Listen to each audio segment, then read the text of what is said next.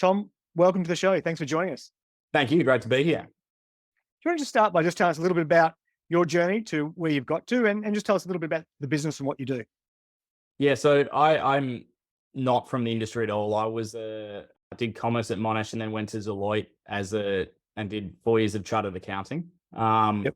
And it was sort of around the 3-year mark that I started to get pretty itchy feet to do something. I think sitting in 1 hour seminars about tax and compliance for someone like me wasn't an easy thing. And I sort of started to realize that, the accounting side of things probably wasn't for me. And at that same time, I went over to New Zealand and became friends with a guy, Matt, who started a beer company when I was there called Paradog Beer. And I saw that they could get something off the ground. Like we started having their home brew, and then the next thing I know, they're blowing up Wellington, selling out kegs and everything. And that sort of just, I guess, gave me the confidence that, hey, you could give something a crack and, it could actually become real. And at the same time, I sort of had this idea about wanting to connect two people to get something done. That was from my own personal life. I wanted to outsource tasks. And then I think my bosses at Deloitte started to realize that maybe I wasn't as motivated as I had been. And, they called me in and said, look, you've been a high performer. What's going on? You seem a little bit distracted. And I just told them I had this idea. The idea was called Lend Me a Hand back then. And they said, hey, take a year and give it a crack. And that was the very, very beginning, of Sidekicker. Yeah. And to sort of say I had no idea what I was doing is an understatement. Like, I designed the first wireframes in Excel. So I could not have been further from the tech space at all. Today, Sidekicker is a two-sided marketplace for alley workers. We work across the aged care sector, hospitality and events, warehousing, white collar. We work with, small businesses right up to the likes of Aussie Post, Delaware, Uber, Airbnb. So it's been a wild ride. We've got about 130 staff, and we're just focused on creating a better way for two people to connect to get a job done. And how long ago did you start the business, Tom? So I started it with my co-founder, Jacqui Bull, and I think, left. She turned down her Deloitte grad position, and I left Deloitte in 2012. And I think from 2012 to 2015, like we bootstrapped it. We were learning on the go, making lots of mistakes and whatnot. And we started to get a bit of traction in sort of 15. And that's when we, had the choice between a few folks to do a Series A with, and ended up going with Seek. So it's been a long time now. I've aged. So yeah, well, that's the thing, right? You're through your first 10 years, basically, right? Yeah, and like like I say to people, if I started a business now, yep, it would be a lot quicker of a journey. But we had to go and learn a lot in those sort of first 3 years to be able to raise money and get to the point where you can build out a scalable business. What would you do differently if you were starting from scratch today? How would you do it differently? So I think back then, like, I just loved the idea of being able to pay someone to get a task done, and didn't do a huge amount of market research or anything like that. Just tested the concept and then got going. And we had zero credibility. I was like 25, 3 or 4 years at Deloitte, didn't know anyone, no networks. Back then in 2013, 14, the venture fund set up in Australia was very different. So I think now, first and foremost, I think you got to work out what type of business are you, and what do you want as an individual. Do you want to build a really good cash flow business that hopefully spits out lots of profit and you take it home, or do you want to build something where you're going on a longer journey and you require lots of capital to get that done? So if we went down the lots of capital path, I think first and foremost, I probably have a bit of credibility now, so I'd be able to get some money very quickly, I think. So that would make it a lot easier. And I think the other thing so one, you get a bunch more capital quickly. And I'm not saying that you always need that, but if you're going down the path of wanting to be venture funded, and you can get it quickly, then do. I would say the other thing is just being a bit more tight and focusing on a niche. When we launched, I think our website was get anything you want done for $29. And we went really wide.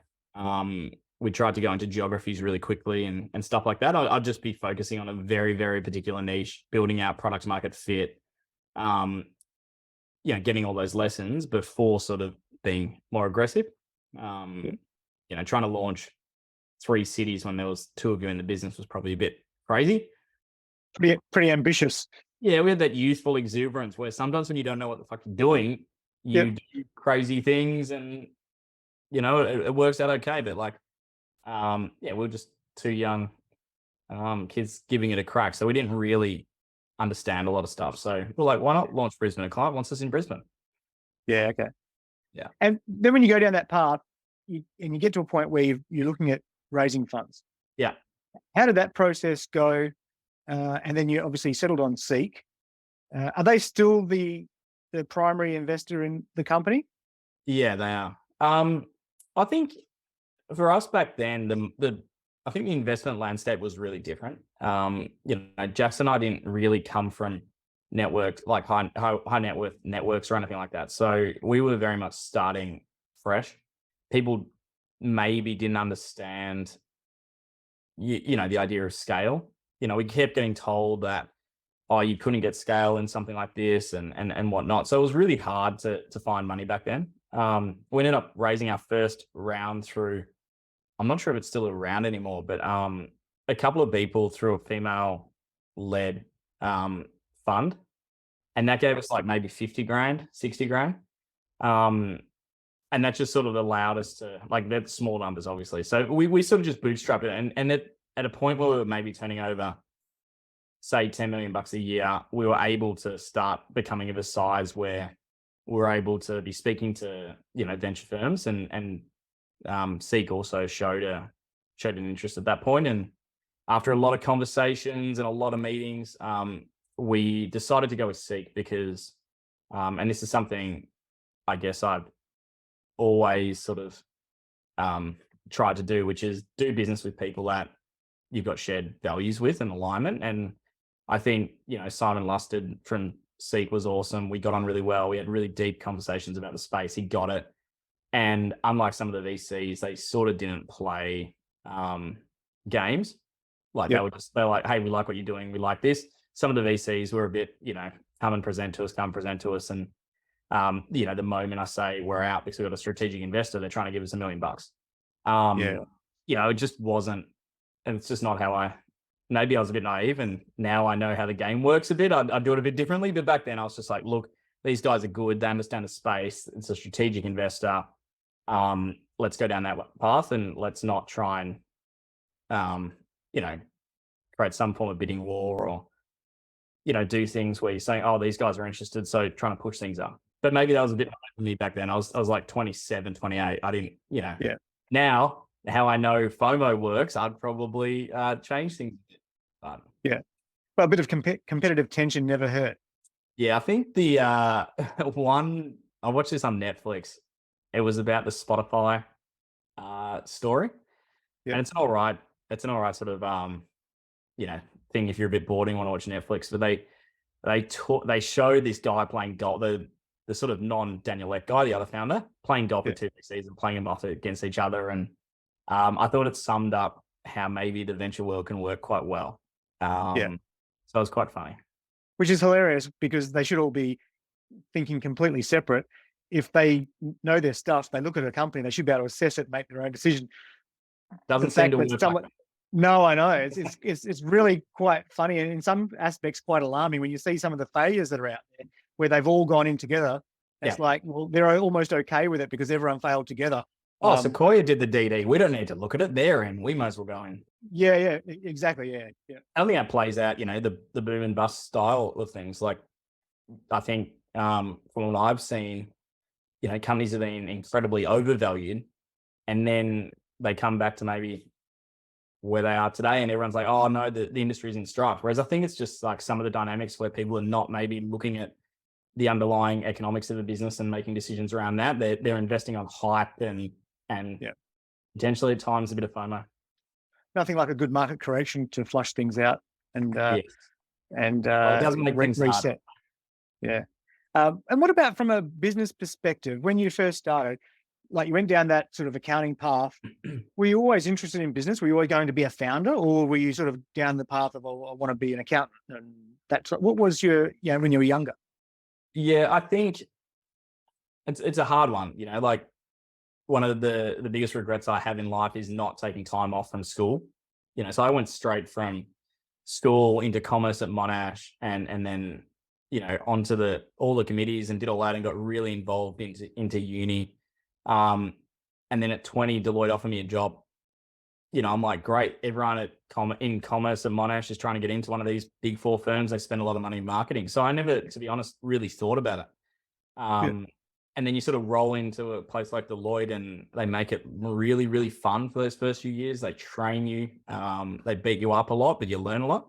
So I sort of never, up until 24, I never really thought about my career or starting a business. It wasn't until I started to find my feet at Deloitte, I guess, that I started to get a bit itchy feet and realized that, there might be something out there. And I think a book I read that, I guess, changed my perspective on things was the 4-Hour Workweek, which is not a book about like, how do you do bugger all, lots of money.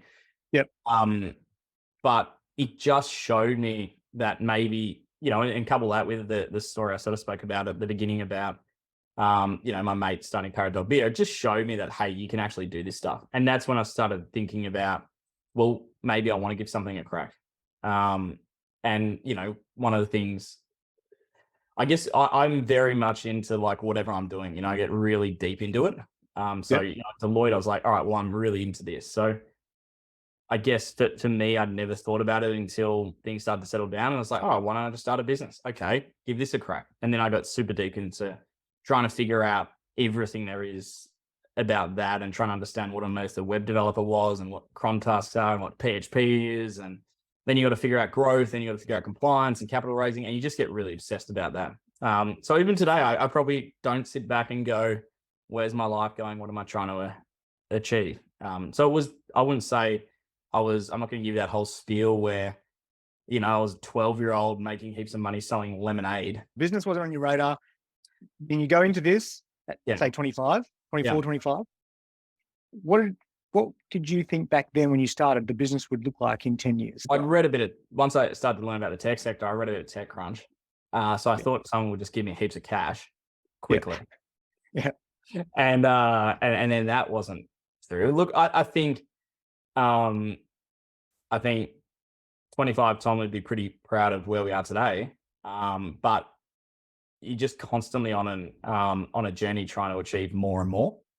Yeah. So, like I sit back sometimes and we'll have a record month and I'll be unsatisfied because it's not as big a record as I'd hope. So I probably haven't done much looking backwards. It's all like trying to achieve the strategic objectives, trying to hit the numbers. But yeah, I think 25-year-old Tom would be pretty proud that we're still going, and we built something pretty material, and we're impacting lots and lots of people's lives every day. And, I think every month we, something like 7,000 or 8,000 sidekicks are picking up shifts, and 15,000 of them wanting to join our platform. So it's pretty cool to see that impact. And especially when you start reading, the stories of what people are saying and what the product's meant for them. And in terms of the growth in the business, how important was it raising that money? So how much have you raised to date? Somewhere around 43 or something like that, I think. I do remember thinking, how on earth could someone need to raise more than 5? I remember I was chatting to one of the guys from Culture Amp at Inspire 9, which is awesome. I should give a shout out to Inspire 9. They were awesome at opening my eyes as well. And Nathan from Inspire 9 was great. I remember chatting to one of the Culture Amp guys going, like, how do you lose $100,000? How do you spend that money? Just completely naive about the funding and everything. So I think, look, it was important because at some point we had to be able to not live off minimum wage and have to do shifts on Sidekicker to get by. So I think money just bought us a lot of time and allowed us to bring better and better people in along the journey. But that's because we're trying to, for us as a business, we need to build a two-sided marketplace across because of Australia's geographic. We had to play in a lot of different categories. We had to play in different cities. and getting those things going is expensive. So we had to raise cash. No, yeah, I was going to say, so how hard is it building a two-sided marketplace? Because that's a very different model, and obviously, yes, requires a lot more effort to get both sides working, right? Well, people go, "How are you still engaged 10 years later?" I'm like, because it's incredibly fucking hard. You know, like they're incredibly challenging businesses to get going because you've got the chicken and egg problem. You've got to be even, in a city, in some of our industries like warehousing, you're actually building hyper local marketplaces. So you might have one marketplace out in Truganina and another out in Dandenong. In aged care, the same thing, because the labor is not willing to move, say, more than 10 kilometers. So it's an incredibly challenging business in a way. Sometimes I'm like, I picked a really hard one for my first one. But they're also incredibly rewarding when it works, and incredibly powerful when you get those dynamics working. But they are very challenging, which provides a lot of intellectual problems. Yeah, to solve. Oh, yeah. What about you in terms of as a leader? How have you grown, would you say, over that time? Yeah. What have you learned the most? At the beginning, it's all on you. You've got to be the one closing the deals. You've got to be the one making the calls around the marketplace. You've got to be the one setting the product vision. So I think over the journey, you just have to be comfortable with stepping back more and more. But also, one of the things I've found a little bit hard to juggle, especially over the last few years, is that balance between stepping back and empowering, but then also being the driving force of the business.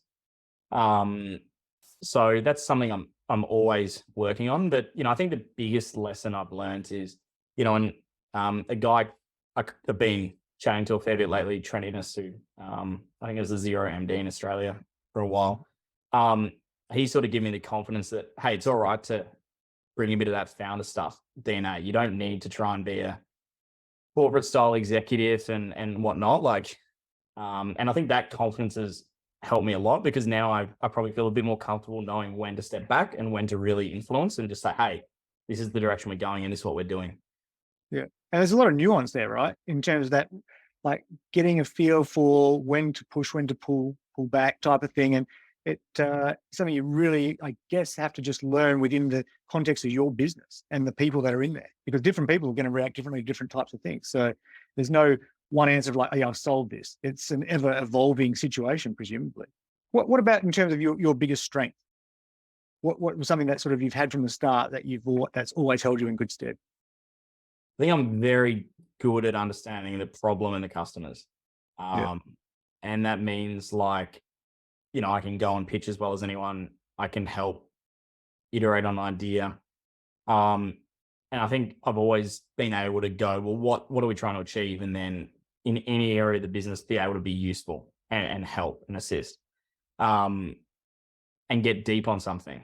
Like when we started, we moved from an independent contracting model to an employment model.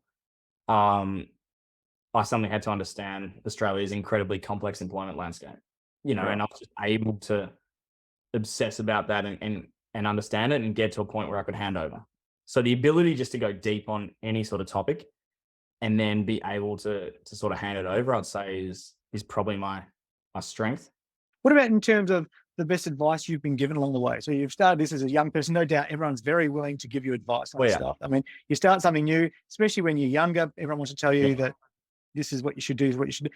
And I guess the part of that is you've got to learn to filter what parts make sense and what don't of your own accord. But what's the best advice you sort of were given along the way? I think there's I can't remember what the saying is, something like advice is free, so is assholes, or something like that.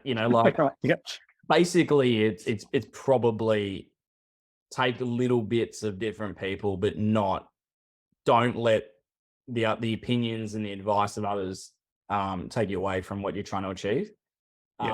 People are very willing to give out advice. Some of it's good, some of it's not. I listened to some people I shouldn't have back in the day. That set us back a little bit of time, who probably didn't understand marketplaces that well. So I think it's the biggest advice I can give anyone is just know what you're trying to achieve and know where you're going, and don't take people's opinions and take people's advice, but it's not gospel. You've got to think to yourself, and you've got to really question what what people are saying and sometimes why they're saying it. Yep. I think there's just so much noise. So you've just got to be good at cutting that noise out, and then probably working out over time who are those people that really, I guess, become that trusted advisor for you, and those people are going to change along the journey. But finding someone that I guess has your back, and that they're giving advice for the right reason, and you really respect their opinion is something that's super important. I think the other thing is not being afraid to it's not that starting a company is not easy. You have to be a bit mad to do it. It's really fucking hard, and you're going to make a lot of mistakes, and you're going to go like the journey's not like that, despite what you read in the media. It is like a lot of ups and downs and whatnot, and just being able to stay consistent. Not celebrating the highs too much, not getting down on yourself in the lows. Like it's an iterative journey. It's not, well, maybe there's a couple where it just goes bang, but a lot of it is along the way. There's just a lot of ups and downs.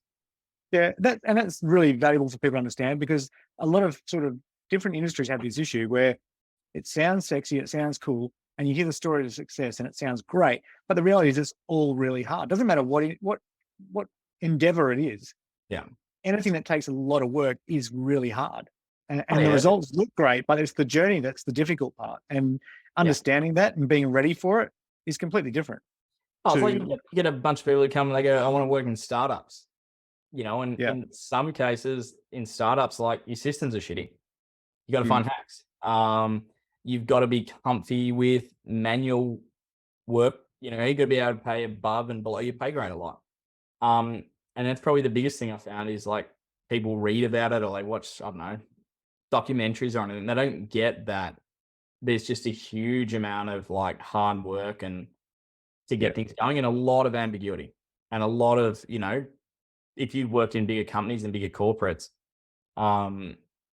their systems, everything's going to be a lot better. Now the flip side is you want people who are builders who get obsessed about like making change, and you can move really quick. But if you're someone that comes in and expects like your reporting to be as good as, like an Uber's, despite Uber being a startup, which it's not anymore, it's a major operation. It's a long time ago.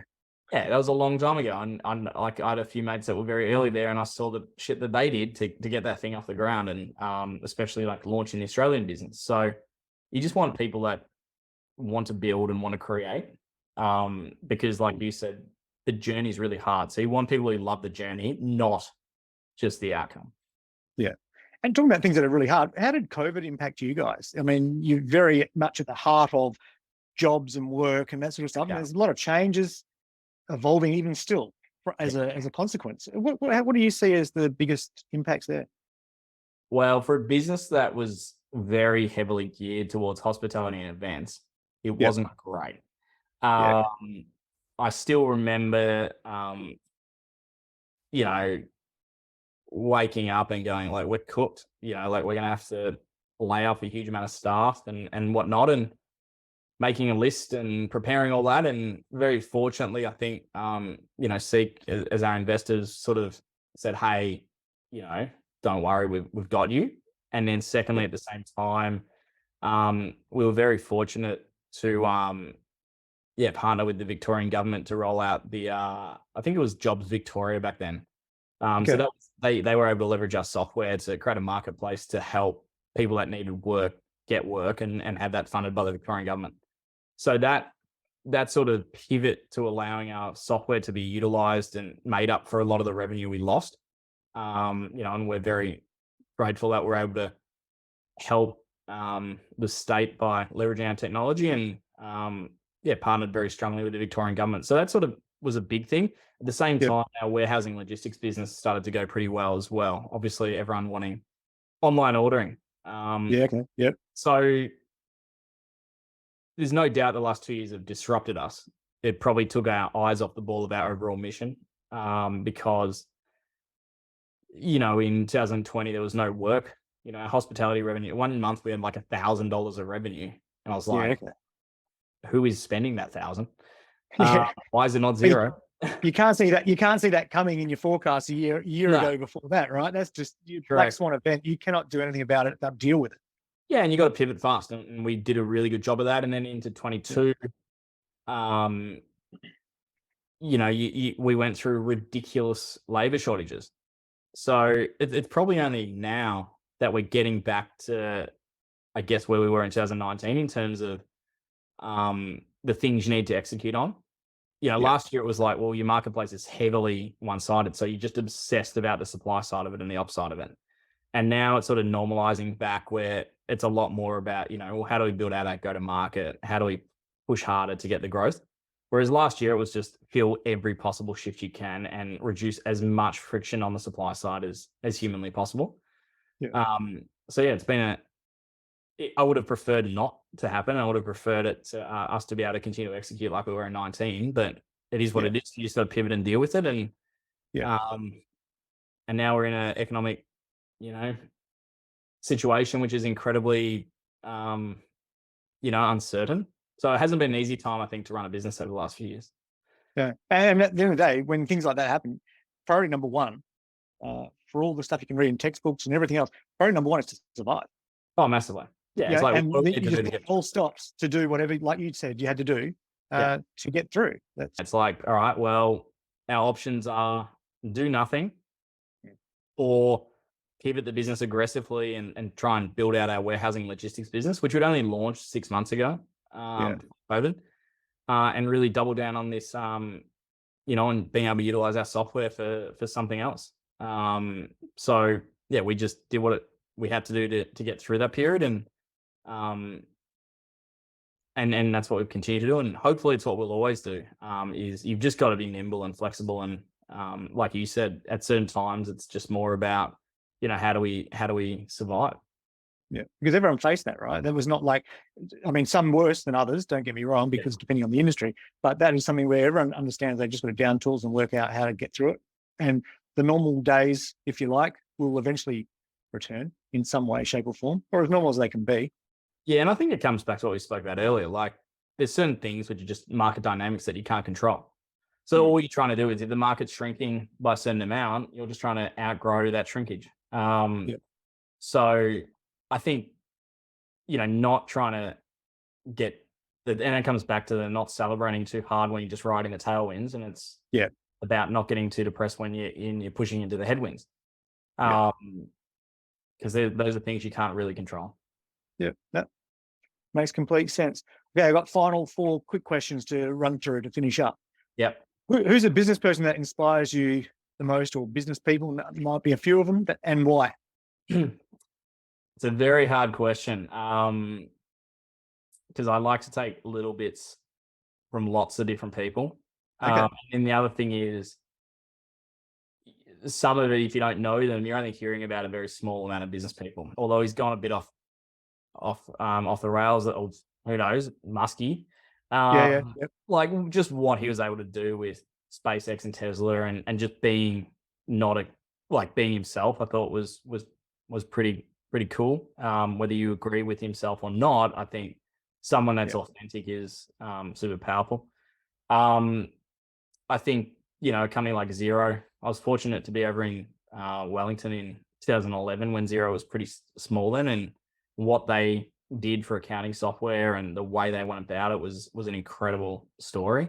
For a nerd like me back then in accounting, seeing the shitty way we had to operate before Xero and then seeing after Xero was, crazy. Yeah, it's a complete game changer, isn't it? Oh, a lot of people wouldn't get it who don't understand accounting, but like the way we had to work is we go out to a client site, we put in a USB, we download their MIME file, we come back to our office, we put it back, we then have to manipulate it all in this other software. And it was just horrible. And so I think what Xero was able to do and the way they sort of made something as uncool as accounting cool was super inspiring. But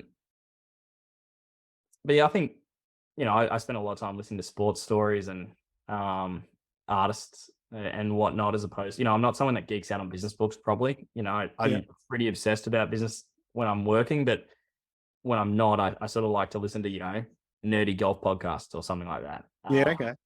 But yeah, I think anyone, like the people I always admire are the ones that are pushing the boundaries, being themselves, and making a big impact on the world, and probably not showboating about it. Yeah, okay. I mean, it's also interesting because across sport and entertainment or any type of other industry where people are performing at a high level, there's a lot of analogies there in terms of the lessons on leadership and the lessons on high performance, right? So it doesn't have to be business in terms of where you can source some of those uh, inspirational stories or lessons even. They're everywhere if And I you think, if you're looking. And what about books? If it's not business books necessarily, what sort of books do you uh, find give you the most insights on that sort of stuff? well, I thought you were going to ask favorite book. I was like, well, Harry Potter. Okay, well, that's a great answer. Obviously, Harry Potter's fantastic, and I think every person my age probably grew up with Tomorrow When the War Began. Is Yeah, another great series, but I think in terms of business books, probably the one I like the most was Shoe Dog. yeah, okay, yeah, Mainly because, like, I think sometimes those business books can be very like like what's a word where you like worshipping to an yeah, extent.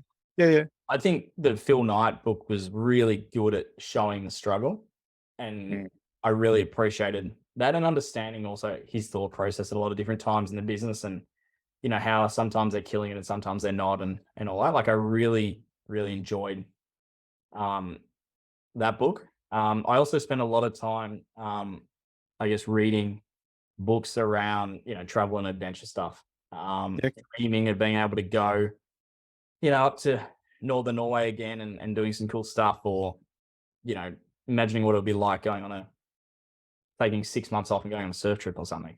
Things yeah, that right, are just not in my world at all. I'm like, God, that would be sick. That would be yeah, really, and it's sort of like escapism to an extent. yeah, Whereas if I think about business all day and I talk about it, and I'm talking with investors and all that stuff, but when I get home, I just want to do something that's completely different, yeah. to switch my brain on. Love it. I think that's the good stuff, right? The travel, the dreams of all those sorts of things. Yeah. That's actually what a lot of life's about. It's not, you can't leave that stuff out. You got to plan it along the way. Well, what about a quote or anything like that on life or leadership? Anything along those lines that you sort of live by?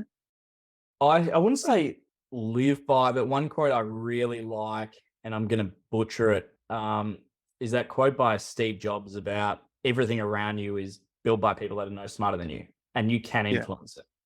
Um, I think that is just a perfect quote because too often people just complain, or mm, they don't take ownership of stuff. Whereas I think that quote just sums up, how I look at the world, which is like, if you don't like something, just change it. If you feel like you're getting bothered after hours, just turn your phone off. yeah, If you don't like a product or an experience, why don't you do something about it? And I think that quote just much better than I could ever say sums up how I think about the world, which is like, just if you don't like something, change it. yeah, And have a bit of confidence. Like the people that have built a lot of this stuff, they're not, and when you meet some of them, they're not ridiculously, like they're not these people that are so different to you that you could never see people doing it. I've met founders that have been wildly successful and founders that have not been wildly successful, and they're all pretty much similar for whatever reason. Some people succeed and some don't at different times, and you just got to get back on the horse and keep going. But yeah, I think that quote's something that resonates, like, and something I'll speak to my kids about. Like, you can change things in your life and in the world, and you can put something out in the world that people engage with and enjoy, and it's not impossible. yeah. I mean, that's really important because I mean, a lot of people in life are probably fairly passive, and what that's getting to, the heart of the issue is to be proactive. Yeah. I always remember someone saying, and I can't remember who it was, but it was along the lines of there's two types of people in the world: those that take pressure and those that apply it. Oh, massive. And there are definitely people that, I think along the way I've learned with rapport, like with people that report to me, there's people that make your life easier and make you feel like you got more time. And then Mm. there's people that you feel like, in a way, I'm like, hang on, I'm suddenly working for you. What what Yeah, what yeah, yeah. what has happened here? It's meant to be the other way. But now you're making all your problems my problems, and now I'm getting stressed, and I'm super busy on this. So Yeah. I do think, so yeah, there's the way you said it's great, which is there are some people that are good at making problems, Applying pressure, people that are right? good at solving them. Yeah.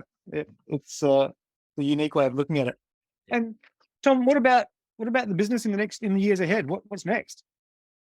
Probably the thing I'd say for us is it's really about building scale in ANZ first and foremost. We play across a broad range of industries, which add a lot of complexity to our business. If we were in Europe or something, we probably would have just stayed with events and hospitality and scaled from one country to another. But when you're down in where we are, like that's a bit harder. So I think for us, it's about building scale in the industry we got. We've got some pretty exciting things from a product standpoint coming out that we're very excited about. One of those ones is creating the one platform for hiring of all of your, I guess, your third-party staff. So at the moment, one of the challenges is that, especially bigger companies, we might be able to fill 70% of their shifts or 80%. But for 20% of them, they've got to go somewhere else. What we want to do is be able to have, through our platform, allow businesses to hire from our Sidekick pool and then from their other preferred agencies as well. And that's just solving that workflow thing. So I think for us, it's building scale, continue to build out our product, reaching profitability. And once we've got to that point, it's very much about assessing different investment opportunities. We are not like wedded to just being an ANZ business, but we want to make sure that we have a really strong position in our home market before looking elsewhere. So we'll see. There's a lot of opportunity here, and it sounds exciting. I can't wait to see what you guys do and what's next for Sidekicker and what you're doing from the career perspective. Thank you. Thanks for coming on the show. No worries. Thanks for having me.